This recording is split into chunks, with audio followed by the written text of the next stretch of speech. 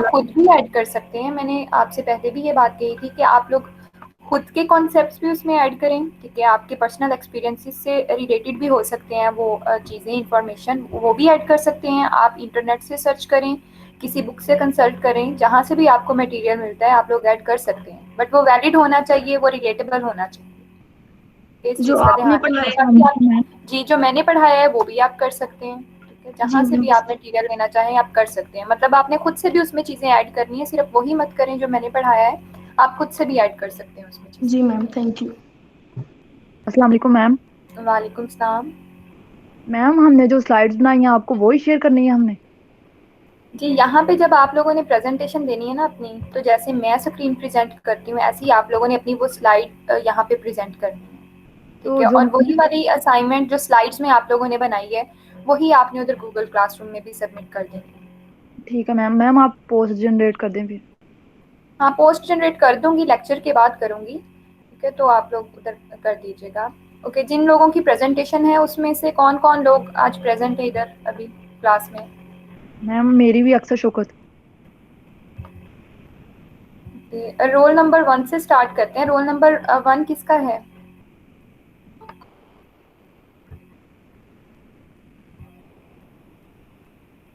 मेरे को तो वेट कर ले, बच्चे आ रहे हैं।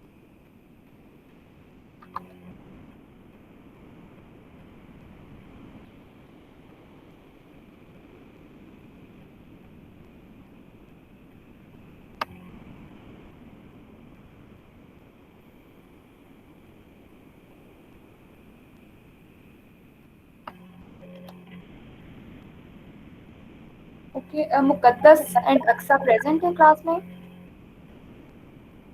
मैम मुकद्दस के सिग्नल इशू है, वो मतलब क्लास ज्वाइन कर रही है तो वो हो नहीं रही। मैं प्रेजेंट हूँ। आपके साथ मुकद्दस ने प्रेजेंट करना है ना लेक्चर? Yes ma'am. टॉपिक आप दोनों का सेम है, right? Yes. Yes ma'am.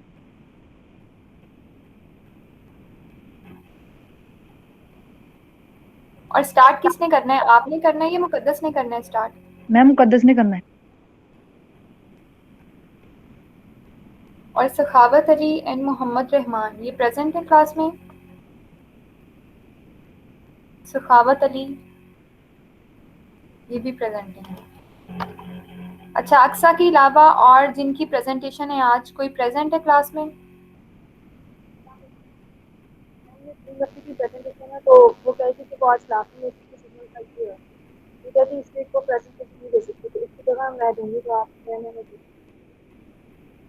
Rabia Hamid, yes आप आपका नेम, आपको तो मैंने असाइन नहीं किया अभी तक कोई टॉपिक, ऐसा मैम। ही है? आप यस मैम, आपने असाइन नहीं किया, लेकिन नसीम लोग वो क्लास नहीं ले रही इस वीक को, कह रही थी सिग्नल का बहुत इशू है, तो कहते थे आप किसकी बात कर रही हैं आप?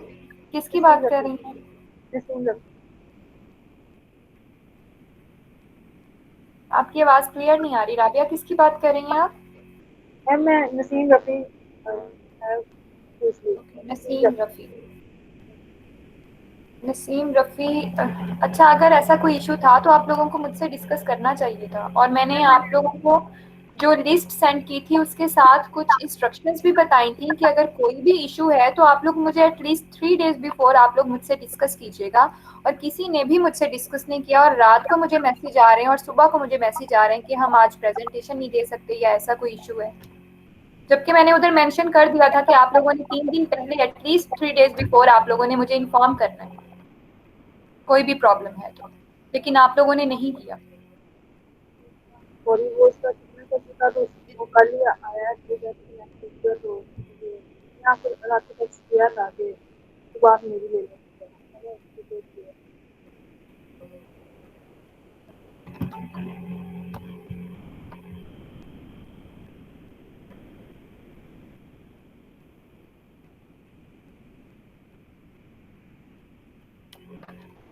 ओके अक्सा, आप अपनी प्रेजेंटेशन स्टार्ट कर दीजिए।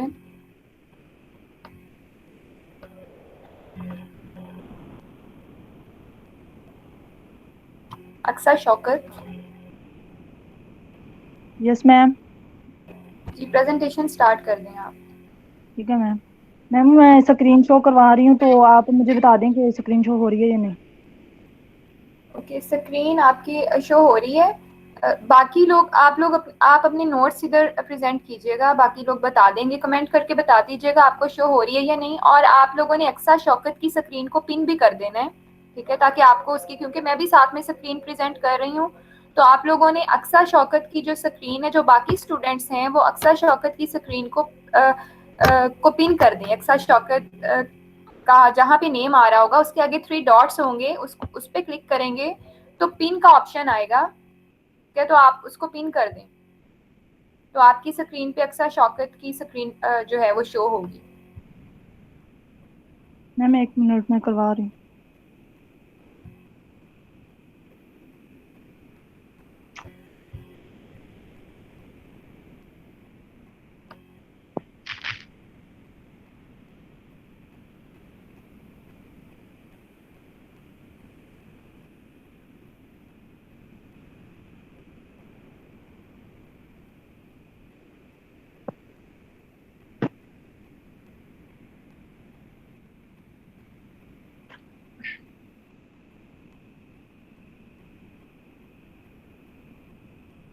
मैम ये स्क्रीन शो हो रही है आपके पास? अक्सर स्क्रीन शो नहीं हो रही आपकी। हो रही है।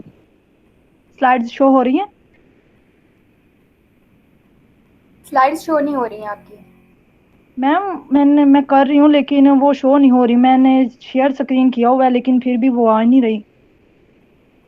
अच्छा चलो 1 मिनट रुकें, मैं देखती हूँ।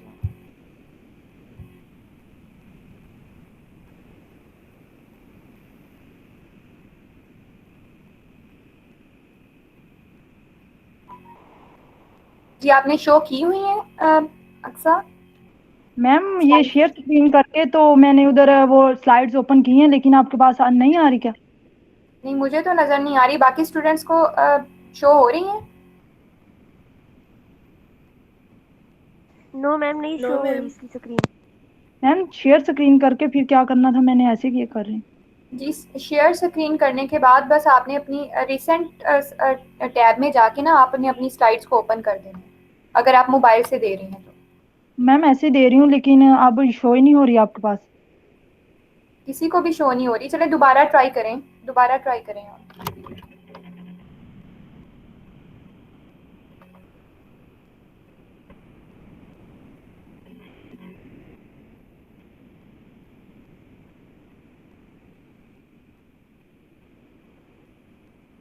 अब शो हो रही हैं क्या? ये अब शो हो रही हैं अक्सर, मैम शो हो रही स्लाइड्स है।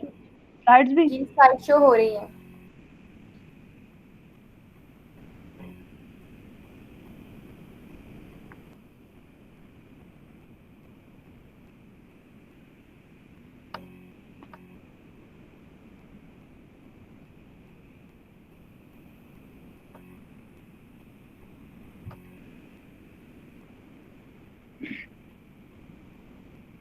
Bismillahirrahmanirrahim. Assalamu alaikum. My name is Aksar Shokat from BS Physics Department.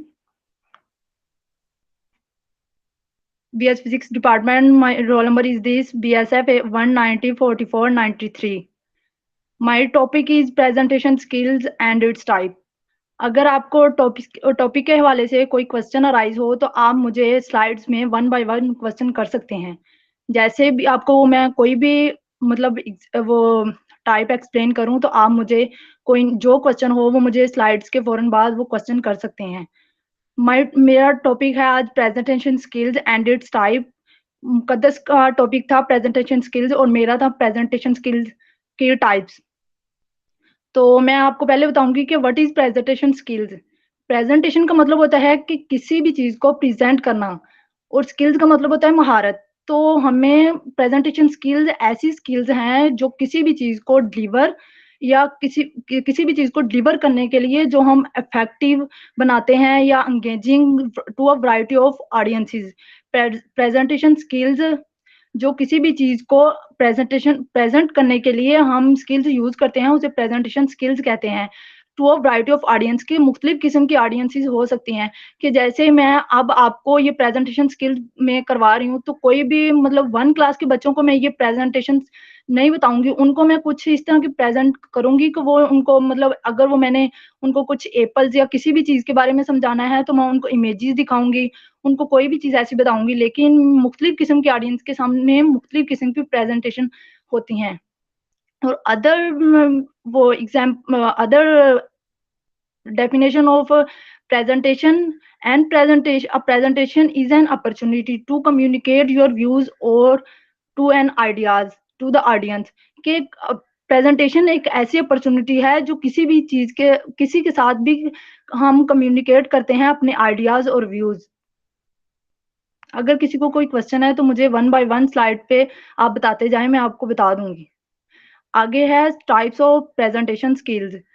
There are many types of presentation skills, but I will explain 9 types of presentation skills. One is informative presentation, second is persuasive presentation, third is impromptu presentation, fourth motivational presentation, fifth is explanatory presentation, sixth is special occasion presentation, seven is debate presentation, third is sermonal presentation, and last one is farewell presentation. First one is informative presentation. Informative presentation, informative हमें नाम से जाहिर हो रहा है कि ये किसी भी चीज के बारे में इंफॉर्म करना, उनको मतलब इस तरह इंफॉर्म करना कि उनको सारी जो आप इंफॉर्म कर रहे हैं वो उनको समझ आना चाहिए। कि simply to explain the concept, हमने जो उनको एक्सप्लेन करना है, जो भी इंफॉर्मेशन देनी है वो सिंपली हो, ब्रीफ हो, कॉम्प्लिकेटेड ना हो, टू द पॉइंट हो। मिसाल के तौर पर कि हमें जो टीचर हमें लेक्चर देते हैं यूनिवर्सिटी में, वो इस तरह हमें लेक्चर्स देते हैं कि हमें इंफॉर्मेशन इस तरह डिलीवर कर रहे हैं कि हमें समझ आ जाए। अगर वो टीचर हमें कुछ इस तरह की इंफॉर्मेशन दे दे जो हमें समझ भी ना आए, और अगर घर जाके हम वही लेक्चर तैयार करें तो वो हम मतलब तैयार भी ना कर सकें और फिर हमें मुश्किल हो। टीचर इस तरह कोशिश करता है कि उन्हें बच्चों को लेक्चर की समझ भी आ जाए और इंफॉर्मेशन मतलब इस तरह की देता है कि बच्चे आसानी से समझ जाएं और उनको आसानी से प्रिपेयर कर सकें। और स्कूल क्लासेस में भी इसी तरह होता है। And second one is persuasive presentation. Persuasive presentation का मतलब है कि अब मतलब अपनी ऑडियंस लिसनर्स को परसुएड करना, वो परसुएड करना। इसमें ऐसी लैंग्वेज यूज की जाती है कि emotional appeals and strong language use की जाती है कि मतलब वो हमारी तरफ मतलब रुझान कर लें या हमारी तरफ सारी ऑडियंस हमारी तरफ हो जाए। कि जिस तरह आपने देखा होगा कि जो हमारे मतलब सियासतदान पॉलिटिशियंस या कोई भी, वो हमें मतलब जब वोट लेने के लिए आते हैं तो वो अपने तरफ हमें परसुएड करने की कोशिश कर रहे होते हैं कि अगर आप हमें वोट देंगे तो हम आपके मतलब गांव में अगर इलेक्ट्रिसिटी नहीं है तो हम आपके गांव में इलेक्ट्रिसिटी का भी मतलब कनेक्शन करवाएंगे। अगर उस गांव में या शहर में स्कूल्स वगैरह नहीं है तो वो इस तरह हमें परसुएड करेंगे कि हम आपको मतलब स्कूल्स वगैरह की सहूलत मुहैया करेंगे। तो वो हमें परसुएड करने की कोशिश कर रहे होते हैं कि ये जो ऑडियंस है ये हमारी तरफ परसुएड हो जाए। और third one is impromptu presentation. Impromptu का मतलब है कि सडनली किसी भी मतलब किसी को भी कह देना कि आप सडनली प्रेजेंट करें। सडनली प्रेजेंट इस तरह करना कि अगर हमें टीचर ने क्लास में कह दिया है कि आपने जो कल मैंने लेक्चर पढ़ाया था ना उसको प्रेजेंट करो, तो वो तो ना तो कि हमने प्रेजेंट मतलब वो प्रिपरेशन की होती है, विदाउट रिहर्सल हमें वो कह रहे होते हैं कि आपने भी इसको प्रेजेंट करो, तो इसे कहते हैं कि इम्प्रॉम्प्टू प्रेजेंटेशन। या हमें किसी भी इवेंट में या किसी भी तरह की सिचुएशन में हमें कह देते हैं कि आप किसी भी चीज को प्रेजेंट करो, तो इसे कहते हैं इम्प्रॉम्प्टू प्रेजेंटेशन, जो हमें सडनली कहा जाए कि आप किसी भी चीज को एक्सप्लेन या प्रेजेंट करो। And fourth one is motivational presentation. Motivational presentation का मतलब है कि किसी को मोटिवेट करना, कि मतलब उसका कॉन्फिडेंस डेवलप करना, उसको इंगेज करना, मोटिवेट करना कि ये आप कर सकते हैं। मतलब वो अगर वो हिम्मत भी हार जाए तो उसे मोटिवेट करते रहना। आपने एक स्पीकर का नाम सुना होगा, कासिम अली शाह, वो बहुत अच्छे मतलब मोटिवेशनल स्पीकर हैं। वो हमें इस तरह मोटिवेट कर रहे होते हैं कि मतलब हर चीज के बारे में हमें बता रहे होते हैं कि आपने मतलब हिम्मत नहीं हारनी। वो किसी तरह के भी लेक्चर में हमें मोटिवेट कर रहे होते हैं। और एक और एग्जांपल लगा लो कि कोच ऑफ फुटबॉल मैच का, कि अगर वो टीम अगर मतलब हार रही है या कुछ भी इस तरह के वो अपना कॉन्फिडेंस लो कर रही है, तो वो अपनी ऑडियंस को इस तरह वो टीम को कह रहे होते हैं कि नहीं आप ये कर सकते हैं, आप करें, वो उनको मोटिवेट कर रहे होते हैं कि आप ये करें और आप कर सकते हैं, तो इसे कहते हैं मोटिवेशनल प्रेजेंटेशन। उससे आगे एक्सप्लेनेटरी प्रेजेंटेशन। एक्सप्लेनेटरी प्रेजेंटेशन का मतलब होता है कि किसी भी चीज को एक्सप्लेन करना स्टेप बाय स्टेप।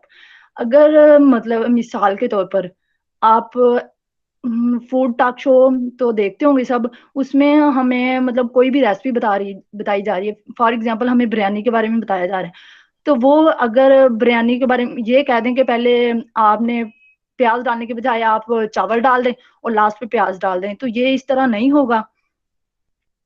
तो वो उन्हें कहीं कहीं पहले मतलब स्टेप बाय स्टेप बताएंगे कि पहले प्याज डालें, फिर बाद में स्टेप बाय स्टेप ये करते जाएं, फिर वो मुकम्मल तौर पर एक रेसिपी तैयार होगी। तो उसे कहते हैं कि एक्सप्लेनेटरी प्रेजेंटेशन। और इसकी बेस्ट एग्जांपल है फूड टॉक शो में, मतलब कोई भी हमने रेसिपी तैयार करनी है तो वो स्टेप बाय स्टेप करेंगे तो वो ही अच्छा होगा। उसके बाद है special occasion presentation. Special occasion presentation का मतलब है कि आपने मतलब जो आप है ना वो आपने एरिवल अनाउंस द एरिवल गेस्ट, आपने किसी मतलब आने वाले को किसी भी ओकेजन पे आने वाले गेस्ट को अनाउंस करना है कि मतलब अगर वो बता रहा है कि मैं प्रेजेंटेशन दे रही हूँ, तो वो एक ऐसा गेस्ट, एक ऐसा होगा स्पेशल ओकेजन प्रेजेंटेशन में स्पीकर होगा कि जो कहेगा वो अक्सर शौकत के बाद मुकद्दस बीबी ने इसने एक्सप्लेन करना है। तो वो इसी तरह उसे कहते हैं कि उसने स्पेशल ओकेजन प्रेजेंटेशन स्पीकर ने इंट्रोड्यूस करवाना होता है जो आने वाला गेस्ट है। इसमें वो मतलब अराउंड टू 10 मिनट्स इसका टाइम होता है कि अराउंड टू 10 मिनट्स। वो शॉर्ट होती है और वो सिंपल होती है, मतलब उनको वो कुछ अपने ख्यालात का इजहार करते हैं, कुछ ना कुछ जरूर बताते हैं। इसमें ये होता है कि एग्जाम्पल ट्रिब्यूट स्पीच में कि हमने अगर किसी को खराज तहसीन पेश करना है तो उनके बारे में वो खुद अपने ख्यालात का इजहार करते हैं, तो वो किसी और को बुलाएंगे कि आप इनको बताएं। स्पेशल ओकेजन प्रेजेंटेशन वो होता है कि जो आने वाले को इंट्रोड्यूस करवाए। उसके बाद है डिबेट प्रेजेंटेशन। डिबेट प्रेजेंटेशन में होता है कि 2 और more पार्टीज आर इन्वॉल्व। इसमें 2 या 2 से ज्यादा पार्टीज इन्वॉल्व होती हैं। ये परसुएट प्रेजेंटेशन वो होती है कि इसमें मतलब ऑडियंस क्वाइट होती है, लेकिन ये क्वाइट नहीं होती, इसमें ऑडियंस को अपनी तरफ कन्विंस करने की कोशिश करते हैं कि ऑडियंस हमारी तरफ कन्विंस हो जाए और मतलब वो दूसरी पार्टी को छोड़ के हमारी तरफ आ जाए और हमें फॉलो करें, कि जो हम ओपिनियन या जो सर्टेन मैटर पे हम बात कर रहे हैं वो हमारी तरफ ही आ जाए कि हम ठीक कह रहे हैं, और ये मतलब उनको इस तरह की बातें करते हैं कि हम ठीक है और ये मतलब मुखालिफ पार्टी गलत कह रही है। तो इसे कहते हैं डिबेट प्रेजेंटेशन। उसके बाद है सर्मिनल प्रेजेंटेशन। सर्मिनल प्रेजेंटेशन में होता है कि ये मार्क की जाती है स्पेशल ओकेजन प्रेजेंटेशन। मिसाल के तौर पर हमारे बर्थडे पार्टीज भी होती हैं, वेडिंग वेडिंग सेलिब्रेशन, ये सारी पार्टीज होती हैं, तो या ऑफिस हॉलीडेज होती हैं। इस तरह की प्रेजेंट जो मतलब उधर जो भी हमने प्रेजेंट करते हैं उसे सर्मिनल प्रेजेंटेशन कहते हैं, कि हम कुछ देर के लिए आते हैं और उनको मतलब अपने ख्यालात या कुछ इस तरह बताते हैं। Involve emotional connection to people. हमारे कनेक्शन जो होते हैं वो लोगों के साथ इमोशनल होते हैं, कि मतलब वो अगर कुछ देर के लिए जा रहा है तो वो उसे भी मतलब थोड़ा दिली तौर पर हम उनके साथ हर टचिंग होते हैं, तो वो अपने मतलब ख्यालात बता रहे होते हैं। Last one is farewell presentation. Farewell presentation को तो मोस्टली जानते ही होंगे कि फेयरवेल प्रेजेंटेशन क्या होती है, कि जब हमने मतलब कुछ कोई भी वर्क डन कर लिया है तो नेक्स्ट अपॉर्चुनिटी के लिए हम मूव कर रहे हैं, तो उसे कहते हैं फेयरवेल प्रेजेंटेशन। जब हमने लॉन्ग टाइम के लिए किसी को छोड़ के जा रहे हो तो उस उधर ये गुड बाय कहना हो तो उधर फेयरवेल प्रेजेंटेशन दी जाती है। ये बहुत ये सैड भी होती है, इनकरेजिंग भी होती है। क्योंकि सैड इस तरह की होती है कि हम उन्हें लॉन्ग टाइम के लिए छोड़ के जा रहे होते हैं, और इनकरेजिंग इस तरह कर रहे होते हैं कि वो मतलब उनकी इनकरेज कर रहे हो कि आपने दिल नहीं छोड़ना, आपने भी इसी तरह ही मतलब मूवमेंट करनी है, आपने भी जिंदगी में कभी हारना नहीं है। वो उनको कुछ ना कुछ भी कॉन्फिडेंस उनका बिल्ड कर रहे होते हैं, उनको अच्छी मतलब बात बता के इनकरेज कर रहे होते हैं। ये स्पेशल लेवल ऑफ केयर होता है कि ये मतलब हम उनके साथ मतलब दिली तौर पर अटैच होते हैं, तो वो प्रेजेंटेशन देते हैं। तो इस तरह की प्रेजेंटेशन को फेयरवेल प्रेजेंटेशन कहते हैं। फेयरवेल प्रेजेंटेशन तो हम स्कूल में भी देते हैं। तो ये मेमोरेबल प्रेजेंटेशन होती है कि हम उसमें स्ट्रॉन्ग लैंग्वेज यूज कर रहे होते हैं, फॉर्मल वे से यूज कर रहे होते हैं, कि वो इस तरह की लैंग्वेज यूज कर रहे होते हैं और वर्ड यूज कर रहे होते हैं कि मतलब हमें वो मेमोरेबल हो, वो हमें याद रहे, कि अगर वो कोई भी बात कह के चला जाए तो हम मतलब एक दूसरे को, अपने साथ वाली मतलब फेलोज को कह रहे होते हैं कि इसने इस तरह की बात की है कि ये मेरे दिल में उतर गई। अब मतलब इसने अच्छी बात कह के गया है हमें, और अच्छा मतलब अपना एक्सपीरियंस बता के गया और अपनी अच्छी बात बता के गया है कि हमें ये करना चाहिए। और थैंक्स, सारी प्रेजेंट हो गई हैं। Thank you. Okay, well done Aqsa. कोई किसी भी स्टूडेंट को कोई क्वेश्चन हो तो आप कर सकते हैं अक्सा से। Anyone question? Types of presentation के हवाले से कोई भी क्वेश्चन है तो आप लोग कर सकते हैं। और अक्सा, अगर आपको कोई क्वेश्चन करना है अपनी ऑडियंस से तो आप भी कर सकती हैं। ठीक है मैम। मैम स्क्रीन स्टॉप कर दूं? जी कर दीजिए। Anyone question? अक्सर मेरा एक क्वेश्चन है। जी। आपने कहा कि डिबेट प्रेजेंटेशन में हमने अपनी ऑडियंस को कन्विंस करना होता है। हाँ जी। करना होता है इसमें कन्विंस, या बस हमने अपने पॉइंट को ही ट्रू नहीं, प्रूव डिबेट करना है? प्रेजेंटेशन में मतलब टू और मोर पार्टीज होती है ना, कि इसमें हमने हम ये इस तरह के अल्फाज यूज कर रहे होते हैं कि हमारी ऑडियंस हमारी तरफ कन्विंस हो जाए, हमने कन्विंस करने की कोशिश कर रहे होते हैं। ओके, आई वांट तो टू फिर क्लियर डिबेट दिस। में डिबेट प्रेजेंटेशन और कन्विंसिंग प्रेजेंटेशन दोनों अलग अलग प्रेजेंटेशन है। अच्छा, इसमें हम कन्विंस नहीं करते हैं डिबेट में हम किसी को भी। इसमें हमारा पर्पस जो है परसुएड करना नहीं होता। परसुएसिव प्रेजेंटेशन जो होती है उसमें हम ऑपोजिट साइड को, जो दूसरी पार्टी होती है, ऑडियंस होती है या लिसनर हम कह सकते हैं जो होते हैं, उनको हम परसुएड करते हैं परसुएसिव प्रेजेंटेशन में। उनको हम कन्विंस करते हैं परसुएसिव प्रेजेंटेशन जब हम देते हैं। डिबेट में हमारा पर्पस उनको कन्विंस करना नहीं होता है। ठीक है, इस पॉइंट को मैं क्लियर करना चाह रही थी, बट मैं चाह रही थी कि पहले आप लोग इसको डिस्कस करें। तो अच्छा क्वेश्चन रेज किया है जिन्होंने भी किया है। डिबेट प्रेजेंटेशन में हम कन्विंस नहीं करेंगे। डिबेट प्रेजेंटेशन क्या होती है कि इसमें टू पार्टीज और more than two parties involve होती हैं। ठीक है, दो लोग हो सकते हैं, दो से ज़्यादा लोग हो सकते हैं, और जो स्पीकर होता है वही लिसनर भी होता है। फॉर एग्जाम्पल, एक डिबेट प्रेजेंटेशन है, उसमें 3 लोग जो हैं वो इन्वॉल्व हैं कि उनको एक टॉपिक मिला है, उन्होंने उस पर बात करनी है।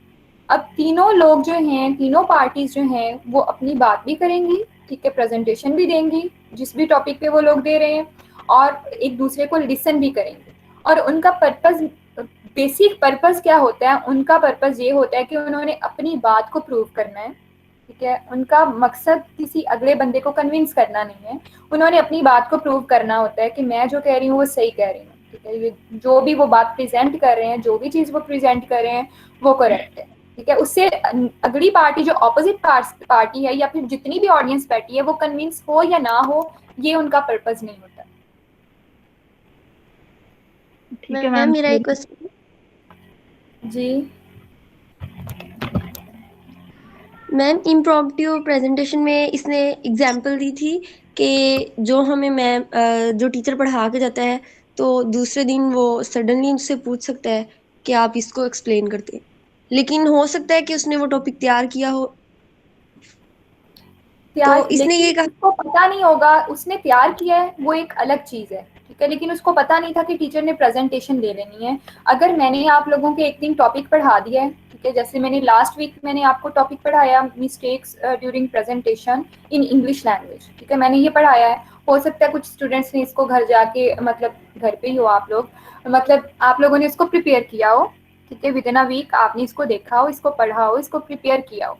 कुछ स्टूडेंट्स ने ना किया हो, लेकिन आपको ये नहीं पता कि मैंने उस टॉपिक पे प्रेजेंटेशन देनी है या नहीं, मैंने आपसे उस टॉपिक से रिलेटेड क्वेश्चंस करने हैं या नहीं नेक्स्ट लेक्चर में। और मैं जब नेक्स्ट लेक्चर हो तो मैं आप लोगों से क्वेश्चंस करूं, तो वो इम्प्रॉम्प्टू प्रेजेंटेशन होगी कि आप लोगों को उस चीज़ का पता नहीं था। इम्प्रॉम्प्टू क्या होगा कि उसमें आपको उस बारे में पता नहीं होगा कि आपने इस टॉपिक पे प्रेजेंटेशन देनी है, तो आपकी तैयारी हो या ना हो ये चीज़ इसमें इन्वॉल्व नहीं होगी। अचानक से जब आपको कोई टॉपिक दिया जाएगा प्रेजेंट करने के लिए तो वो इम्प्रॉम्प्टू प्रेजेंटेशन में इंक्लूड होगा। Okay ma'am. Okay, any other question?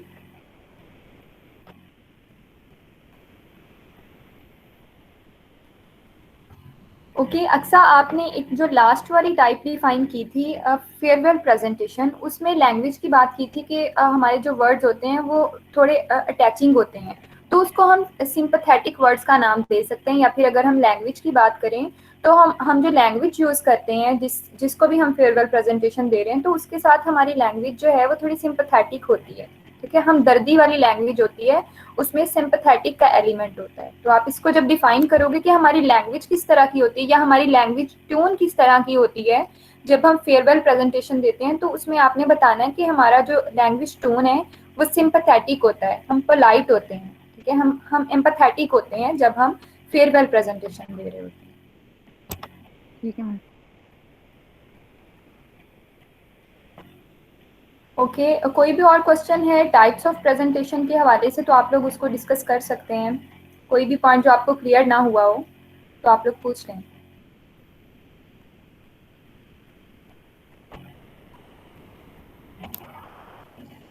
अस्सलाम वालेकुम मैम। वालेकुम सलाम। मैम मेरी फर्स्ट पे प्रेजेंटेशन थी तो मेरी क्लास नहीं ज्वाइन हो रही थी, मैं नहीं दे सकी, तो अब दे दूँ? जी, अब आप नहीं देनी है प्रेजेंटेशन मुकद्दस। आपकी प्रेजेंटेशन सिर्फ जी प्रेजेंटेशन स्किल को आपने डिफाइन करना है। Yes ma'am. चलें ठीक है, स्टार्ट करें अपनी प्रेजेंटेशन। Yes ma'am.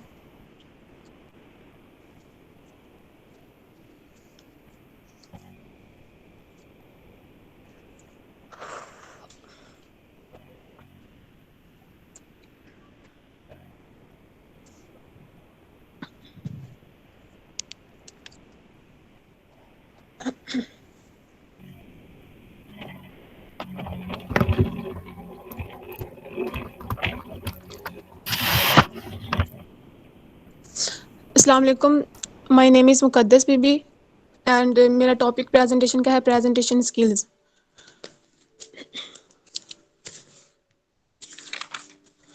सबसे पहले हमें पता होना चाहिए कि प्रेजेंटेशन स्किल्स क्या होती हैं। प्रेजेंटेशन स्किल्स में क्या आता है, ये वो स्किल्स हैं, these are the skills we need in delivering effective and engaging presentation to a variety of audiences. कि जब हम प्रेजेंटेशन दे रहे होते हैं तो हमारे पास बहुत सी टाइप की ऑडियंस हमारी होती है। हर दफ़ा जब हम प्रेजेंटेशन देते हैं तो हमारी ऑडियंस एक जैसी नहीं होती, तो हमारी ऑडियंस के लिहाज से जब हम प्रेजेंटेशन देते हैं तो उसमें जो हम स्किल्स यूज़ करते हैं उन्हें हम प्रेजेंटेशन स्किल्स कहते हैं।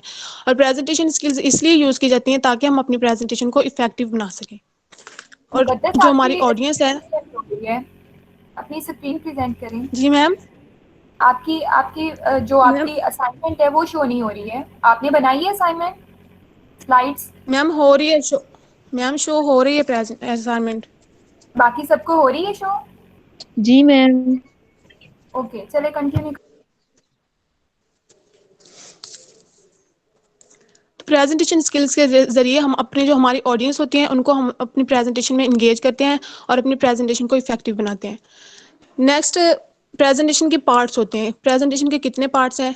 3 पार्ट्स प्रेजेंटेशन के। सबसे पहले आ जाएगा इंट्रोडक्शन, हमने प्रेजेंटेशन का इंट्रोडक्शन देना है, ठीक है। उसके बाद बॉडी आ जाएगी उसमें, फिर हमने देन उसका कंक्लूजन हमने उसमें बताना है। तो सबसे पहले कि हार्डेस्ट पार्ट जो है वो प्रेजेंटेशन का कौन सा होता है। जब हम अपनी प्रेजेंटेशन को स्टार्ट करते हैं तो स्टार्टिंग पॉइंट जो होता है हमारी प्रेजेंटेशन का वो हार्डेस्ट होता है, क्योंकि हम नर्वस होते हैं, हम अपना कॉन्फिडेंस हमारा लो हो जाता है, क्योंकि जब हम पहली दफ़ा प्रेजेंटेशन दे रहे होते हैं तब उस वक्त बहुत ज़्यादा मुश्किल होती है। तो जो फर्स्ट 5 मिनट्स होते हैं हमारी प्रेजेंटेशन के वो बहुत ज़्यादा मुश्किल होते हैं, और उन 5 मिनट्स में हमने अपना अच्छा जो है वो एक्सप्रेशन देना है अपने ऑडियंसेस को, ताकि वो हमारी प्रेजेंटेशन में इंगेज हो सकें और इंटरेस्ट ले सकें। Beginning is the hardest part of presentation. Having the first 5 minutes of presentation committed to memory will help us at the most critical moment. जो हमारे पहले 5 मिनट होते हैं प्रेजेंटेशन के, जो हमने अच्छे, अगर हमारी प्रेजेंटेशन हमने वो 5 मिनट में प्रेजेंटेशन अच्छी दी है तो वो हमारी हेल्प कर सकते हैं क्रिटिकल मोमेंट में। नेक्स्ट है प्रेजेंटेशन की क्वालिटीज़ कौन सी होती हैं। सबसे पहले कॉन्फिडेंस, मोस्ट इम्पॉर्टेंट। कोई भी प्रेजेंटेशन जब हमने देनी है तो उसमें कॉन्फिडेंस बहुत अहम है। अगर हमें कॉन्फिडेंस नहीं होगा तो हम अपनी प्रेजेंटेशन को इफेक्टिव तरीके से नहीं दे सकेंगे और ना ही हमारी ऑडियंस इंटरेस्ट लेगी हमारी प्रेजेंटेशन को सुनने में। नेक्स्ट है हमारे पास पैशन होना चाहिए। थर्ड नंबर पे नॉलेज हमारे पास होना चाहिए, जो हम प्रेजेंटेशन दे रहे हैं उसके हवाले से हमारे पास अच्छा नॉलेज होना चाहिए, ताकि अगर हमारी ऑडियंस हमसे क्वेश्चन करे तो हम उसका आंसर कर सकें। उसके बाद नेचुरलनेस होना चाहिए, मीन्स कि हमारी जो प्रेजेंटेशन है उसमें हमें कुछ हकीकी चीज़ें भी बतानी चाहिए। उसके बाद ऑर्गेनाइजेशन होगी। ऑर्गेनाइजेशन में बहुत से पॉइंट आ जाते हैं, जैसे कि सबसे पहले पर्पस, हमने अपनी प्रेजेंटेशन देनी है उसका पर्पस बताना है हमने। और नेक्स्ट हमने audience pre assessment. Audience pre assessment का मतलब है कि जो भी हम प्रेजेंटेशन देने जा रहे हैं, सबसे पहले हमने उस प्रेजेंटेशन के हवाले से जो हमारी ऑडियंस होगी उनसे पूछना है कि उनके पास इस प्रेजेंटेशन के हवाले से कोई नॉलेज है तो वो अपना शेयर करें।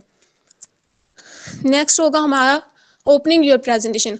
ओपनिंग योर प्रेजेंटेशन में हमने ये वजह देनी है अपनी ऑडियंसेस को कि वो हमारी प्रेजेंटेशन में इंटरेस्ट क्यों लें और क्यों हमारी प्रेजेंटेशन को सुने, हमें उनको ये वजह देनी है। उसके बाद आएगी बॉडी में हमने अपना जो हमारा सारा डेटा होगा जो हमने अपनी प्रेजेंटेशन में डिलीवर करना है वो सारा कुछ आ जाएगा। और क्लोजिंग में हमें अपना कंक्लूजन देना होगा कि हमारी प्रेजेंटेशन में हमने क्या बताया है, उसको थोड़ा रिवाइज कर देंगे। पहले ऑडियंस से पूछेंगे कि उनको समझ आई या नहीं। अगर किसी ने कहा कि आप रिपीट कर दें तो हम ओवरव्यू एक दे देंगे दोबारा से अपनी प्रेजेंटेशन का, और देन हम अपनी प्रेजेंटेशन को क्लोज करेंगे। उसके बाद है टाइम सेंसिटिव, मीन्स कि हमें अपनी प्रेजेंटेशन में टाइम का बहुत ख्याल रखना चाहिए। जितना टाइम हमें अपनी प्रेजेंटेशन को देने के लिए हमें अलाउ किया गया है, हमने उसी टाइम में अपनी प्रेजेंटेशन को कंप्लीट करना है। नेक्स्ट क्लैरिटी आ जाएगी। हम जो प्रेजेंटेशन दे रहे हैं उसमें क्लैरिटी होनी चाहिए, कोई डाउट नहीं होना चाहिए। मीन्स कि हम जो नॉलेज ऑडियंस को डिलीवर कर रहे हैं हमें उस पर क्लैरिटी होनी चाहिए कि हम वो नॉलेज बिल्कुल ठीक डिलीवर कर रहे हैं।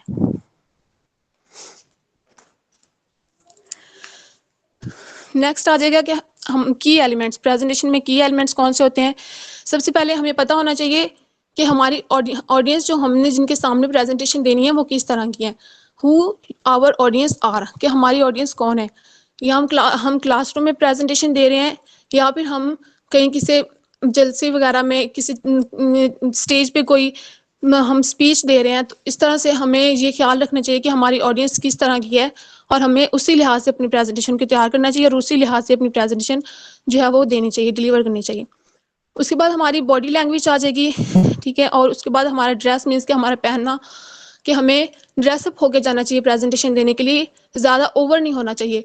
मीन्स कि जो हमारी प्रेजेंटेशन होगी, प्रेजेंटेशन का टॉपिक हो गया, प्रेजेंटेशन होगी अगर क्लास में हो रही है तो किसी क्लास में हो रही है, हम स्टूडेंट्स के सामने दे रहे हैं, तो हमें उस लिहाज से जो है वो ड्रेसअप होके जाना चाहिए। ये नहीं कि अगर हम क्लास में प्रेजेंटेशन देने के लिए आए हैं तो हमने बहुत ही हैवी जो है वो सूट पहना हुआ है और बहुत ही ओवर लग रहे हैं। देन हमारी वॉइस आ जाएगी। वॉइस से ये मुराद है कि हमारी जो आवाज़ है वो ना तो ज़्यादा लाउड होनी चाहिए ना ही ज़्यादा लो होनी चाहिए, मिडल जो है वो होनी चाहिए, ताकि हमारी आवाज़ इतनी होनी चाहिए कि जो हमारे ऑडियंस है सब तक पहुंच सके क्लियरली। जो बैक पे बैठे होते हैं उन तक पहुंच सके, फर्स्ट से बैक तक। तो ना हमें ज़्यादा ऊंचा बोलना चाहिए और ना ही हमें ज़्यादा आहिस्ता बोलना चाहिए। देन हमें पता होना चाहिए कि हमने अपने क्वेश्चंस को कैसे हैंडल करना है। उसके बाद है गुड प्रेजेंटेशन। गुड प्रेजेंटेशन वो होती है जो कि मेमोरेबल, यादगार हो। हम इसमें यूज़ करते हैं, जो हमारी गुड प्रेजेंटेशन होती है उसमें हम ग्राफिक यूज़ करते हैं, इमेजेस यूज़ करते हैं, facts in such a way that they are easy to remember. हमें अपनी प्रेजेंटेशन में वो चीज़ें इस्तेमाल करनी चाहिए जो कि ऑडियंस को याद करने में आसानी रहे। जैसे कि हमें ग्राफिक इस्तेमाल करने चाहिए, इमेजेस हम इस्तेमाल करेंगे, या हकीकत में जो हमारे साथ कुछ हुआ है हम वो इसमें ऐड करेंगे। तो इस तरह से ऑडियंस जो है वो हमारी प्रेजेंटेशन को अच्छी तरह से देर तक भी उनको याद रहेगी। जैसे कि अगर हम प्रेजेंटेशन देते हैं तो हमारी प्रेजेंटेशन ऐसी होनी चाहिए कि हमारी प्रेजेंटेशन देने के 1 या 2 वीक बाद भी जो हमारी ऑडियंस है उनके ज़हन में हमारी प्रेजेंटेशन के हवाले से जो है वो अच्छे पॉइंट्स बाकी रहें। ये नहीं कि हमने प्रेजेंटेशन दी है और अगले ही लम्हे जो है वो हमारे ऑडियंस के जहन से बिल्कुल स्किप होगी हर चीज़, उन्हें पता ही नहीं है कि हमने अपनी प्रेजेंटेशन में क्या बताया। देन हमें पता होना चाहिए प्रेपरेशन में हमें ये पता होना हमने अपनी प्रेजेंटेशन को किस तरीके से तैयार करना है। सब पहले जब हमने प्रेजेंटेशन देनी होती है हमने प्रैक्टिस करनी होती है। तो प्रैक्टिस में हम अपनी प्रेजेंटेशन को ऑर्गेनाइज करते हैं, मीन्स कि हम सोचते हैं कि हमने अपनी प्रेजेंटेशन किस तरीके से देनी है। पहले हम एक थीसिस क्रिएट करते हैं, फिर हम अपनी प्रेजेंटेशन को स्ट्रक्चर करते हैं विद द ऑडियंस, मीन्स कि अपनी ऑडियंस को अपने माइंड में रखते हुए हम अपनी प्रेजेंटेशन को स्ट्रक्चर करते हैं। देन हमें don't overload presentation with examples और फैक्ट्स, मीन्स कि हमें अपनी प्रेजेंटेशन को ज़्यादा एग्जांपल्स से ज़्यादा जो है वो ओवरलोड नहीं करना चाहिए। हमें एग्जांपल्स देनी चाहिए। जो अगर हमारी प्रेजेंटेशन में हम प्रेजेंटेशन दे रहे हैं और उसमें हमें अपने हमारी ज़ाती ज़िंदगी में भी ऐसा कुछ हुआ है, तो हम वो फैक्ट भी बता सकते हैं प्रेजेंटेशन में, कोई एग्जांपल भी बता सकते हैं, लेकिन हमें अपनी प्रेजेंटेशन को एग्जांपल्स और फैक्ट्स से ओवरलोड नहीं करना चाहिए। देन मोस्ट इम्पोर्टेंट कि जहाँ हमें प्रेजेंटेशन देनी होती है हमें जल्दी पहुँचना चाहिए। अब ये मेरा बैड लग गया कि मेरी क्लास में ज्वाइन हो रही थी, मैं तो एन वक्त पे पहुंची हूँ अपनी प्रेजेंटेशन में।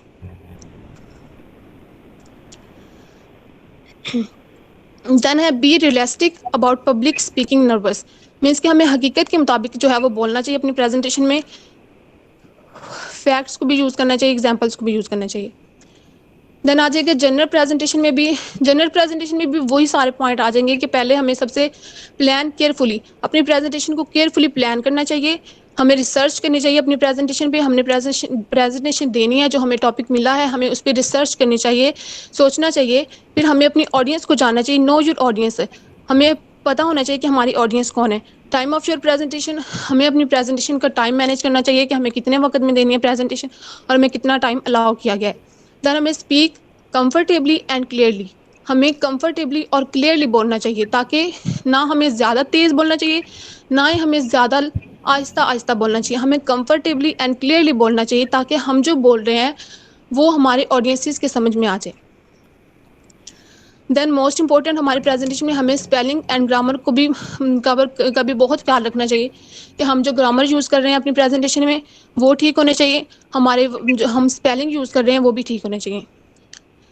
देन मोस्ट इंपॉर्टेंट यह है कि हमें अपनी प्रेजेंटेशन को रीड नहीं करना चाहिए, हमें प्रैक्टिस करनी चाहिए प्रेजेंटेशन की, ताकि हम स्पीक बोल सकें फ्रॉम बुलेट पॉइंट्स, मीन्स कि हमें स्लाइड्स शो करवानी चाहिए और स्लाइड्स में हमें बुलेट पॉइंट्स रखने चाहिए, ना कि उनकी डिटेल। और हमें प्रेजेंटेशन में जो हमने स्लाइड्स दी हैं उन्हें रीड नहीं करना चाहिए, हमें प्रैक्टिस करनी चाहिए प्रेजेंटेशन की।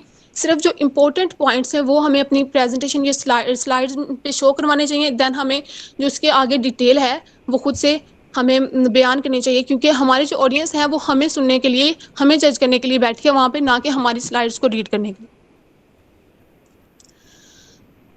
देन टिप्स हैं हमारे पास टिप्स हैं कुछ हमारी प्रेजेंटेशन को इफेक्टिव बनाने के लिए। हम कौन सी टिप्स यूज़ कर सकते हैं, वो है show your patience and connect with your audience, हमें सब्र का मुजाहरा करना चाहिए और हमारी ऑडियंस के साथ हमें कनेक्ट रहना चाहिए।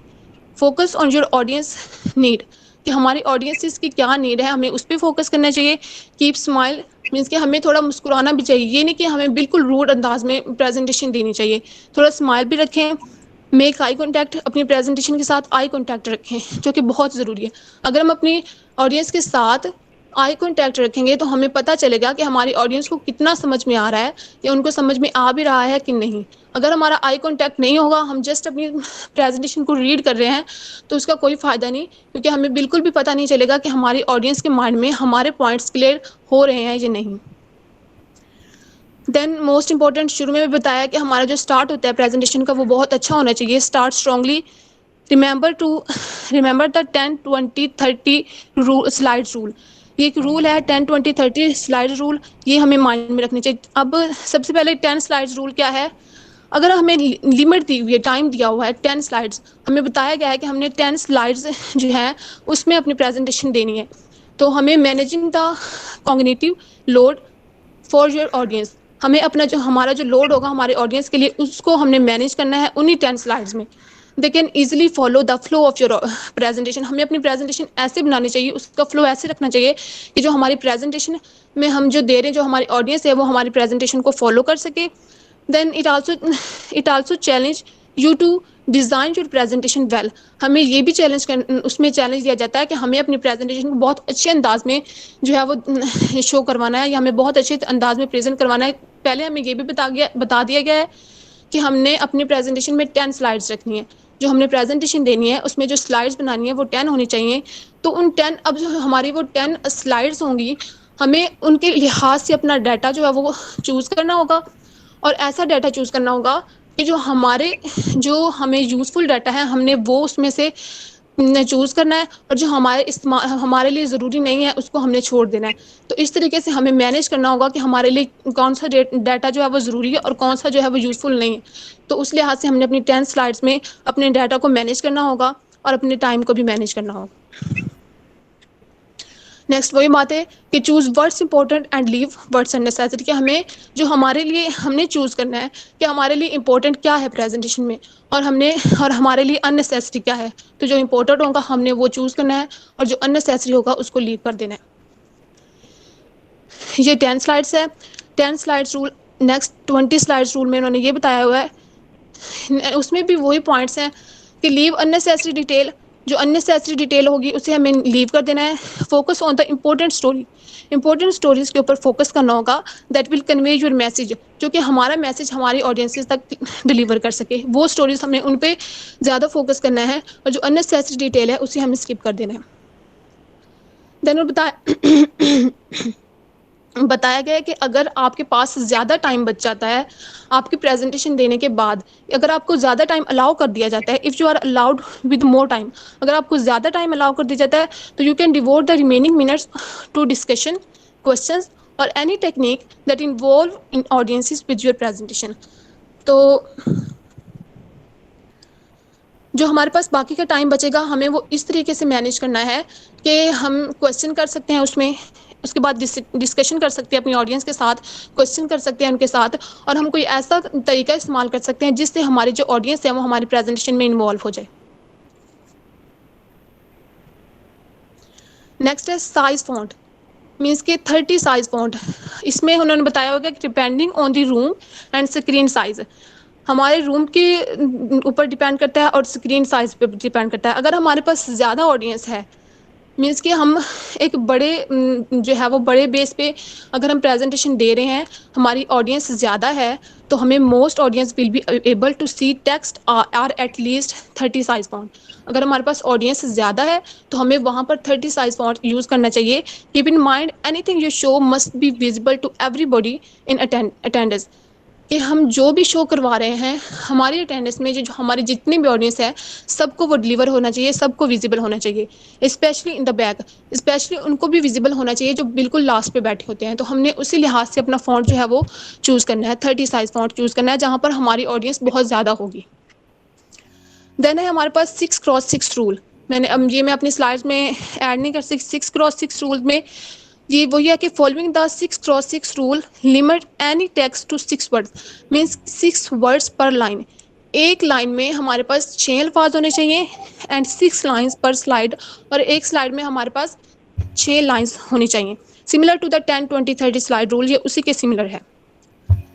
देन इसमें ये भी बताया गया कि text can be easily useful in conveying ideas in presentation, कि हमने जो टेक्स्ट यूज़ किया है अपनी प्रेजेंट स्लाइड्स में वो बहुत ही यूज़फुल होना चाहिए, ताकि हमारे जो आइडियाज़ हैं हम अपने ऑडियंस को अच्छे तरीके से जो है वो डिलीवर कर सके, क्लियर कर सके। टू मच टेक्स्ट दो कैन लुक मोनोटोनस।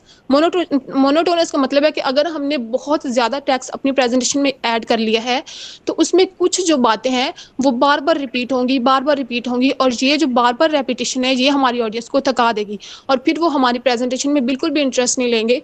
और हमें ये ख़ास ख्याल रखना चाहिए कि हमारी जो प्रेजेंटेशन है उसमें हम जो बोल रहे हैं या जो हमने टेक्स्ट ऐड किया हुआ है उसमें बार बार रेपिटेशन नहीं होनी चाहिए। हमारे थॉट्स हैं जो वो भी हमें शेयर करने चाहिए अपनी ऑडियंस के साथ इनटू शॉर्ट लाइंस। थोड़ी सी लाइंस में हमें जो हमारे थॉट्स हैं उसके बारे में वो हमें शो करने चाहिए।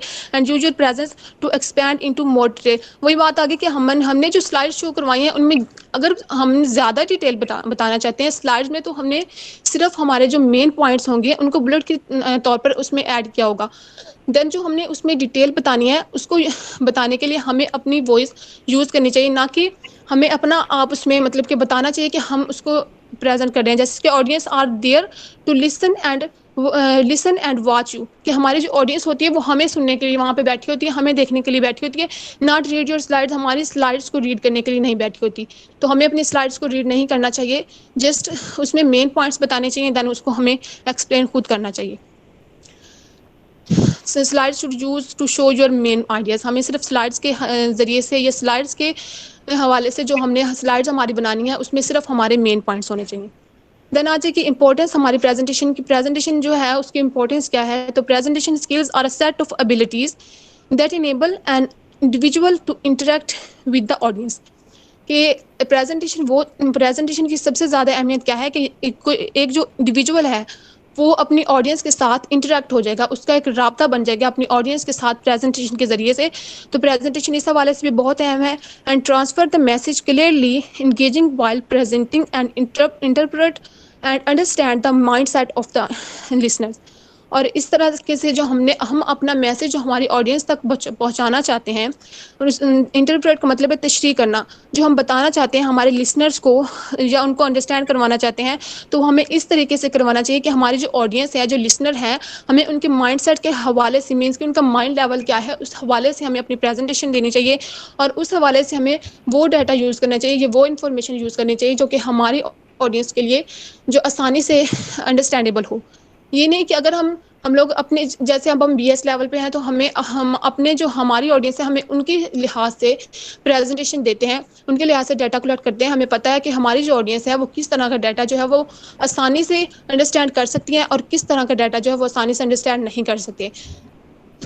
जैसे कि लो लेवल पे अगर हम शुरू से लो लेवल पे देखें, तो जो छोटे बच्चे होते हैं उनको जब पढ़ाया जाता है या उनको जब प्रेजेंटेशन कोई टीचर देता है या कुछ सिखाता है, तो वो उनके माइंडसेट के हवाले से, उनके माइंड लेवल के हवाले से उनको बताता है, ना कि उनको बीएस का जो सब्जेक्ट है वो पढ़ाया जाएगा। और बीएस में हमने अपने जो हमारी ऑडियंस होगी उनके माइंड के हवाले से, माइंड लेवल के हवाले से हमने अपनी प्रेजेंटेशन में डेटा जो है वो उसमें ऐड करना है। देन हमारी प्रेजेंटेशन में लास्ट मोमेंट पे हमें एवेल्यूएट करना है, हमारी प्रेजेंटेशन को एवेल्यूएशन करनी है, उसकी एवेल्यूएशन करनी चाहिए हमारी प्रेजेंटेशन के मेक इट ग्रेट, और उसको अच्छा बनाना चाहिए। Ask and revise, ask and revise का मतलब है कि हमें अपने ऑडियंस से पूछना चाहिए आया कि उनको हमने जो अपने पॉइंट्स डिलीवर किए हैं उनको समझ में आए हैं या नहीं आए। अगर किसी को कोई डाउट है तो वो अपना क्वेश्चन कर सकता है हमसे। अगर कोई ऑडियंस हमारी या कोई स्टूडेंट कह दे कि प्रेजेंटेशन को शुरू से या कहीं से किसी एक पॉइंट से उसको रिपीट कर दें, तो हमें उसको रिपीट भी करना चाहिए, ओवरऑल दोबारा से ओवरव्यू दे देना चाहिए ताकि हमारी ऑडियंस को अच्छी तरीके से क्लियर हो सके। Then body talk, body language literally says more than words, means कि जो हमारी बॉडी टॉक होती है, बॉडी लैंग्वेज होती है, उसके ज़्यादा पार्ट होना चाहिए हमारी प्रेजेंटेशन में वर्ड्स के हवाले से। मीन्स कि हमें अपनी बॉडी लैंग्वेज भी यूज़ करनी चाहिए, आई कॉन्टैक्ट यूज़ करना चाहिए, आई कॉन्टैक्ट भी बॉडी लैंग्वेज में आ जाएगा, और बॉडी टॉक इसमें ज़्यादा हमें यूज़ करनी चाहिए वर्ड से। देन हमें अपने आप से टॉकिंग टू योर सेल्फ, उसके बाद थिंक इट ओवर, उस पर हमें सोचना चाहिए वन मोर टाइम, हमें एक और दफ़ा अपनी प्रेजेंटेशन पे सोचना चाहिए, और देन हमें उसको इवेल्युएट कर देना चाहिए, वैल्यूएशन उसकी कर देनी चाहिए, और नेक्स्ट लास्ट पे जो है वो हमें थैंक करना चाहिए अपनी ऑडियंस को, और then end of my presentation. Very good explanation Muqaddas. Yes ma'am. Okay, अगर किसी को कोई भी क्वेश्चन है, मुकद्दस आप पूछना चाह रही हैं किसी स्टूडेंट से अपनी ऑडियंस में से, तो आप पूछ सकती हैं, और अगर किसी भी ऑडियंस मेंबर को कोई क्वेश्चन करना है तो आप लोग भी कर सकते हैं।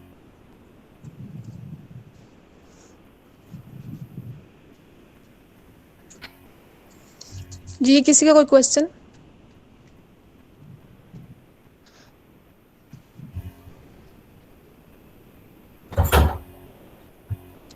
एनीवन? चलिए ठीक है, किसी को कोई क्वेश्चन नहीं है तो अगली प्रेजेंटेशन स्टार्ट करते हैं। Next roll number thank you. किसका है?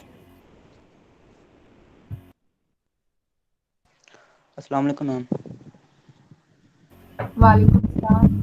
मेरी प्रेजेंटेशन है नेक्स्ट। जी अपना नाम बताएं। सखावत अली मैम। जी सखावत, चलें स्टार्ट करें अपनी presentation. Okay ma'am.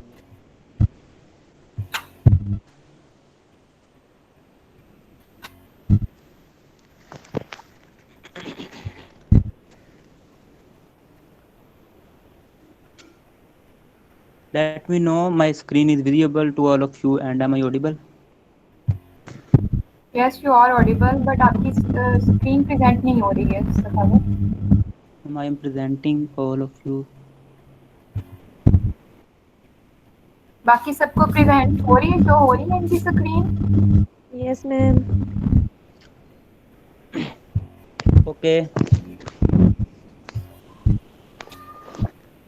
Methods of presentation. Start करें प्रेजेंटेशन, स्क्रीन शो हो रही है? Yes, ma'am. Methods of presentation is the topic and very interesting topic, very informative topic. So I just prepare 2 to 3 slides of this topic. So I hope all of you enjoy. Hope you all of you will enjoy this topic. So let's start. In the name of Allah, who is the most merciful. Welcome to all. Myself, Fawad Ali. Let's on the Turkey. First of all, we must know the difference between the presentation, speaking, and talking. Look, we talk all the day. We express our thoughts, our ideas, our wishes, our observations with our family members and many other people that whom we don't know. These all are our talking. We express our many thoughts, many ideas with that people whom we don't know in public or in home, in family members, with friends, and many more. But speaking in another way, speaking in public has more formality than talking. During a speech, you should present yourself professionally. It means making yourself presentable by being well groomed and wearing clean. It also means being prepared to use correct language. It's very interesting point to use correct language. It includes eye contact with your audience, meaningful pauses, small changes in word order, and vocal emphasis. All these things matter very much in our presentation. So there is very interesting point that we must not cross the limit in our presentation, in our talking, in our speaking, and in our so that we cannot following 4 methods can help us to show make a balance in this point to not too much litter or not too much formatting in that our. So the methods are the impromptu speaking, extemporaneous speaking, manuscript speaking, and memorized speaking. Methods of speaking. Further, we move on the impromptu speaking. Impromptu speaking. What is impromptu speaking? It is the presentation of short message with advanced preparation. It often occurs when someone asked, say, few words, give a toast on that occasion, and some express your feelings about this point, and make your express your feelings, your ideas. This is impromptu speaking. The next point is spontaneous. Obviously, it is the advantage of impromptu speaking that it is spontaneous. It is spontaneous, and on that point that someone says us that what is your ideas, what is your feelings about on this occasion, about this topic, about this point. Very interesting that if we someone ask us that describe yourself, give your introduce yourself, we make many impromptu speech in our life that if someone asks me that describe yourself, describe the interview of yourself, introduce yourself. So we at that time we give the impromptu speech that I am Fawad Ali. I am the volunteer of the Prime Minister Prime Minister Tiger Force. So when I introduce myself, when I describe myself, then I am giving the impromptu speech. The next point is no time to contemplate central theme. No time to contemplate central theme. This is obviously the disadvantage of impromptu speaking. That the speakers get no time to carry the main theme of that of this speaking of that ideas. And the next last point is collect thoughts, thanks, deliver, thanks, stop, and this is obviously this is the step by step order of giving impromptu speaking. We are often someone called me that give on the stage and give as a topic and describe my feelings, describe my expression. So the correct way is that we take a minute, collect our thoughts on that point, and then we thanks the person who inviting me, deliver your message, and then again thanks the person who give opportunity to you to speak on the dais on the stage, and at the last stop talking. The next is extemporaneous speaking. It is the pre-planned and rehearsed. The extemporaneous speaking is the pre-planned and rehearsed speaking. Nobody wants to hear to give memorized presentation. Nobody wants to listen you word by word. So you know the material. Can speak conversationally with limited notes in structural way. When we have some notes, when we have some points, when we have some bullets, and when we in the way of full pages, that we can easily describe the topic, that we can in this way this also help us to maintain our eye contact, maintain the access of the people, that is people understand us. So this is the extemporaneous speaking which we get help with this topic. The next point is promote likelihood. Obviously it is the advantage of extemporaneous speaking. Promote likelihood, it promotes that you speaker will be perceived as knowledgeable and credible. But again, if your audience pay better attention to the message, so that is the advantage of the extemporaneous speaking.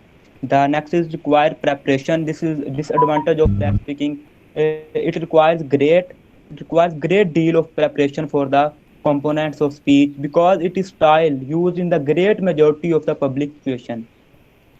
And these are the points of presentation of mine. I hope you people understand this in good way. Now you feel free to ask some questions about this. I'll try my best to satisfy you. Yes, please. Okay, ask if you have any question. Okay, very good explanation, Sakhawat. Thank you, ma'am.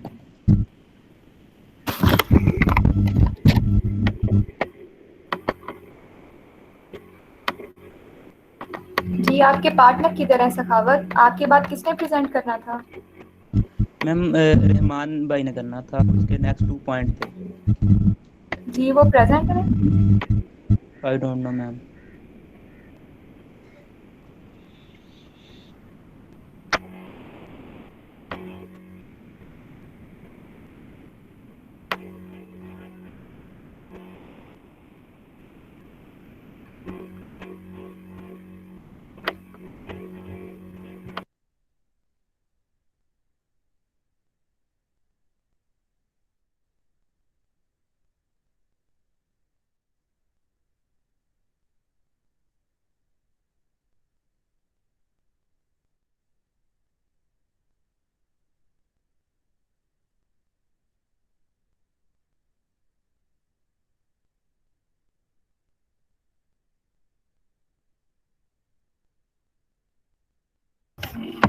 जी, और किसकी presentation थी? कोई present है यहाँ पे?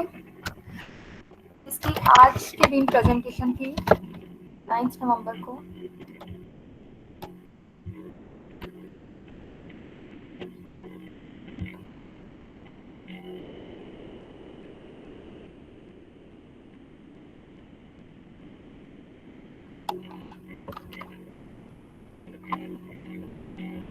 Okay, CR date sheet final हो गई है?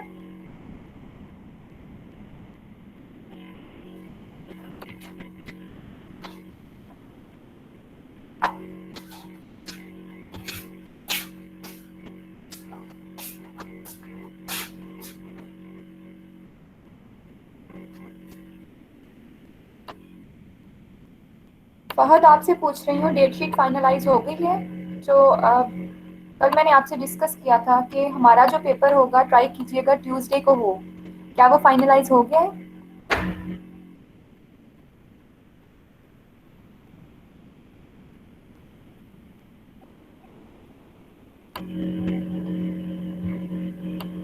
जी मैम। डेट शीट का पूछ रही हूँ, फाइनल हो गई है डेट शीट? यस मैम, हो गई है। और हमारा पेपर ट्यूसडे को ही है? Yes ma'am. चलें ठीक है, सिलेबस डिस्कस कर लेते हैं। जितना हम लोगों ने पढ़ लिया है, राउंड अबाउट 9 और 10 लेक्चर्स बन रहे हैं। कितने लेक्चर्स हैं हम लोगों ने जो डिस्कस किए हैं प्रेजेंटेशन से रिलेटेड? जितना हम लोगों ने पढ़ा है, कितने लेक्चर्स हैं? 9 लेक्चर है मैम। जी, वो सारे लेक्चर आपके मिड टर्म सिलेबस में इंक्लूड होंगे।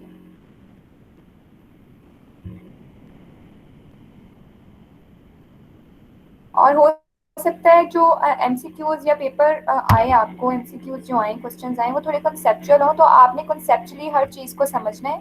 ठीक है, सिर्फ जो रिटन मटेरियल आपको दिया गया है उसी पे फोकस नहीं करना है। जो मैंने पढ़ाई हैं चीज़ें आप लोगों को, जिस तरह से समझाई हैं, उन चीज़ों पे भी फोकस करना है आप लोगों ने। ठीक है, तो कंसेप्चुअली आपने डीपली हर चीज़ को देखना है। और इसकी प्रिपरेशन जब करनी है तो जस्ट रिटन मटेरियल पे फोकस नहीं करना है, बल्कि कंसेप्चुअली उन चीज़ों को देखना है आपने।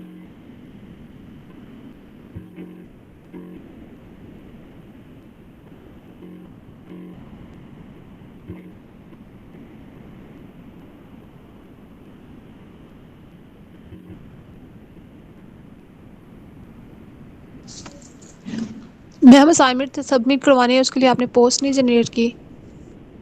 जी, ये मैं लेक्चर खत्म होता है तो मैं पोस्ट जनरेट कर देती हूँ, तो फिर आप लोग उधर सबमिट कर दीजिएगा अपने असाइनमेंट्स। अस्सलाम वालेकुम मैम। वालेकुम सलाम। मैम जो असाइनमेंट का टॉपिक बच्चों के लिए, स्टूडेंट्स के लिए है, तो क्या वो अलग अलग अपनी प्रेजेंटेशन बनाएंगे या की? जहाँ तक मुझे आपकी क्वेश्चन की समझ लगी है, मुझे लग रहा है आप ये पूछना चाहिए कि जैसे एक टॉपिक जो है वो 2 स्टूडेंट्स को मैंने असाइन किया है, तो आपने क्या करना है, आपने उस टॉपिक को डिवाइड कर लेना है। ठीक है, जैसे कि आपको या कोई और एक स्टूडेंट है, 2 लोगों को है दिया गया वो टॉपिक, तो आपने उसको डिवाइड कर लेना है। जितना पार्ट आपने प्रेजेंट करना है आप उसकी असाइनमेंट बनाओगे, जितना पार्ट आपके पार्टनर ने प्रेजेंट करना है वो उसकी असाइनमेंट बनाएगा। ठीक है, और आपने सबमिट भी सेपरेटली करनी है। जैसे अभी सखावत ने प्रेजेंटेशन दी है, 4 हेडिंग्स थी मेथड्स में। ठीक है, मेथड्स टॉपिक था, मेथड्स ऑफ प्रेजेंटेशन, 4 सब टॉपिक्स थे उसमें, और सखावत ने 2 मेथड्स को डिफाइन किया है और उसी पे प्रेजेंटेशन बनाई है, असाइनमेंट बनाई है। और बाकी जो 2 थे वो मोहम्मद रहमान के थे और वो एब्सेंट है आज। तो इस तरह से आपने भी इसी तरह से करना है, जो आपका टॉपिक होगा आपने उसको डिवाइड कर लेना है। ठीक है, डिसाइड कर लीजिएगा खुद ही किसने कौन सा पार्ट प्रेजेंट करना है, उसको डिवाइड कर लें, और जितना पार्ट आपके पास होगा उसी को आपने प्रेजेंट करना है, उसी पे आपने असाइनमेंट बनानी है और आपने इंडिविजुअली सबमिट करनी है उधर गूगल क्लासरूम। और मैम असाइनमेंट के लिए अलग अलग डाटा होगा कि सेम डाटा ले सकते हैं? नहीं, जब आप लोग टॉपिक को डिवाइड करोगे, मतलब एक टॉपिक है आपने उसको डिवाइड किया है, तो आपने जिस चीज़ को डिफाइन करना है आपने उसमें अलग चीज़ डिस्क्राइब करनी है ना। आपने according to your part of topic आपने उसको करना है ना, तो फिर आपका जो मटेरियल है वो सेम तो होगा नहीं, डिफरेंट होगा। यह कि आप लोग मिलके उसको प्रिपेयर कर लो कि रिलेटेबल हो, दोनों जो पार्ट्स हैं, एक ही टॉपिक के दोनों पार्ट्स हैं वो रिलेटेबल हो, तो आप लोग मिलके उसको प्रिपेयर कर लीजिएगा। बाकी चीज़ें तो सेम नहीं होंगी, बिकॉज आपका जो पार्ट है उसमें कुछ और एक्सप्लेनेशन होगी, उसका डाटा और होगा, और जो आपका पार्टनर है उसका और डाटा होगा, बिकॉज उसकी सब हेडिंग्स और होंगी। Excuse me ma'am. Okay ma'am. Yes ma'am एक प्रेजेंटेशन तो पहले, एक असाइनमेंट तो पहले हो गई थी ऑलरेडी, वो सबमिट करवा दी थी, ये दूसरी असाइनमेंट है? जी, ये दूसरी असाइनमेंट है। ठीक है मैम। मतलब ये वही वाली असाइनमेंट है जो जो चीज़ आप प्रेजेंट कर रहे हो। ठीक है, वही असाइनमेंट जो मैंने स्लाइड्स की फॉर्म में आपको बनाने को कहा था, वही असाइनमेंट आप लोगों ने बस सबमिट कर दिया होता है।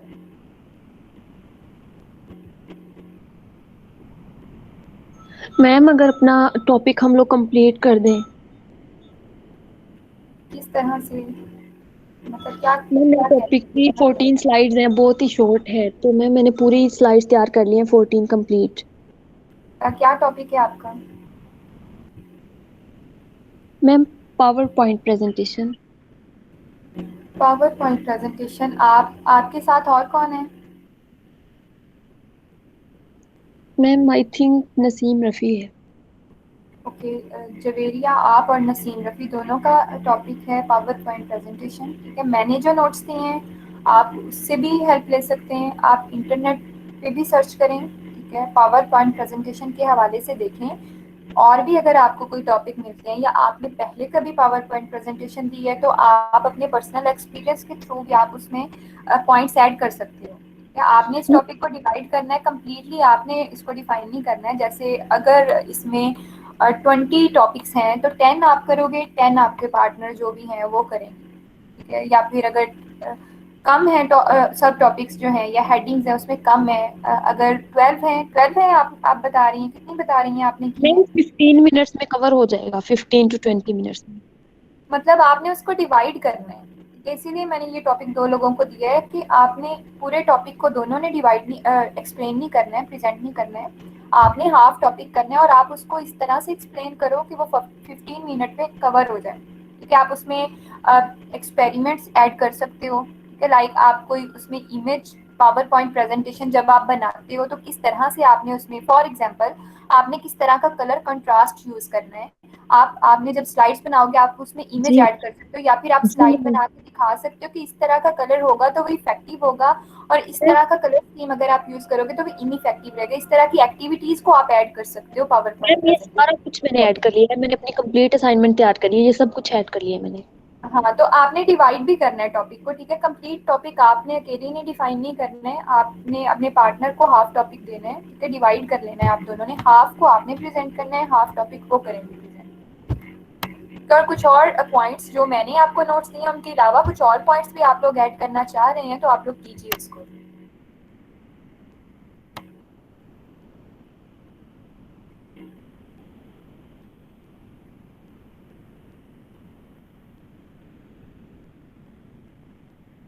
ओके, मिड टर्म के हवाले से, मिड टर्म के सिलेबस के हवाले से या प्रेजेंटेशन के हवाले से कोई भी क्वेश्चन है तो आप लोग डिस्कस कर लीजिए।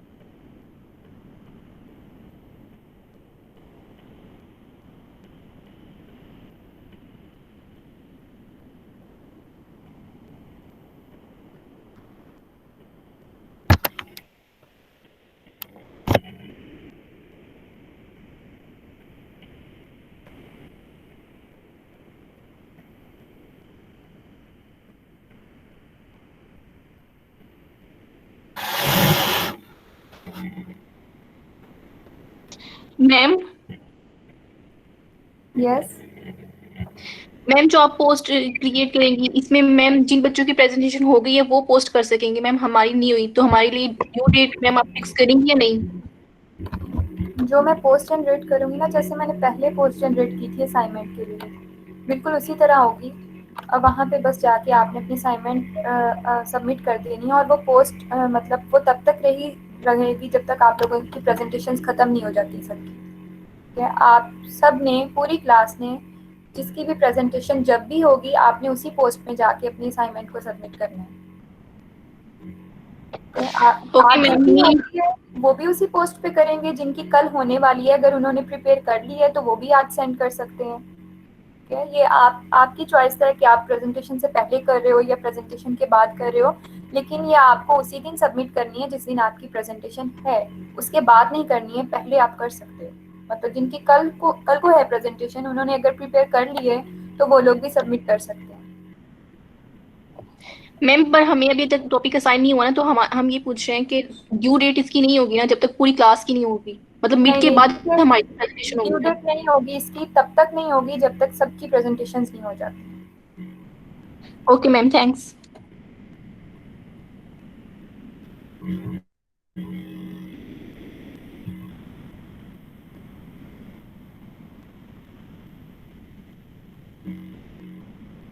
अच्छा, कुछ स्टूडेंट्स पूछ रहे थे कि आप लोगों ने कितनी असाइनमेंट सबमिट करानी है। तो जितना पार्ट आप लोगों ने प्रेजेंट किया है, जितनी प्रेजेंटेशन स्लाइड्स आप लोगों ने प्रिपेयर की हैं, बस उसी को आपने सबमिट करना है। ठीक है, जैसे आपको अगर 2 लोगों को एक टॉपिक असाइन किया है मैंने, तो हाफ टॉपिक आपने प्रिपेयर किया है, तो वो हाफ वाला पार्ट जो आपने प्रिपेयर किया है उसी की असाइनमेंट भी आपने सबमिट करनी है। कंप्लीट टॉपिक की असाइनमेंट बनाने की ज़रूरत नहीं है आपको। मीन्स कि जो आपका प्रेजेंटेशन वाला पार्ट है, सिर्फ उसी की आपने सबमिट करनी है असाइनमेंट बना के।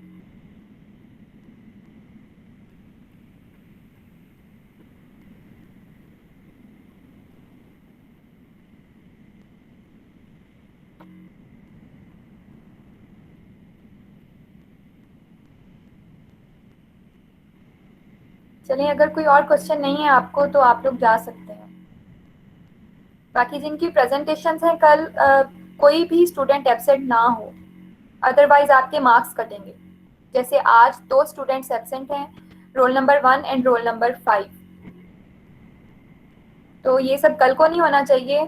कल जितने भी लोगों की प्रेजेंटेशन है, सब लोग प्रेजेंट होने चाहिए कल के लेक्चर में।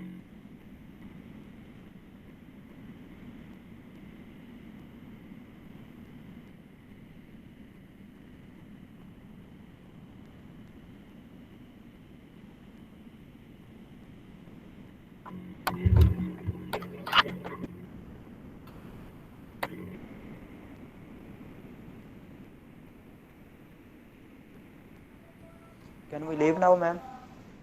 Yes, you can leave. Allah Hafiz.